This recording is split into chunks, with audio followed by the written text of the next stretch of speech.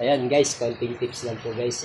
Share ko lang yung aking natutunan din sa mga matatandang karpintero guys. Pagagawa ng forma guys. Ito, forma ng ano natin, ang poste.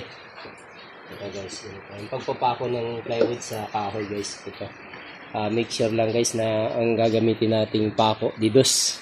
Ganito ang pagpapako na itinuro sa akin guys. Ayan, papako mo siya guys.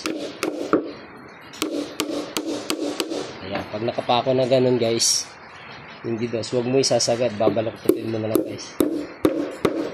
Ayan.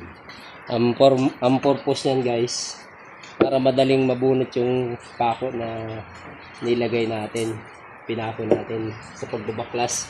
Susungkitin mo lang to guys, yun. Sungkitin mo lang, ayan o.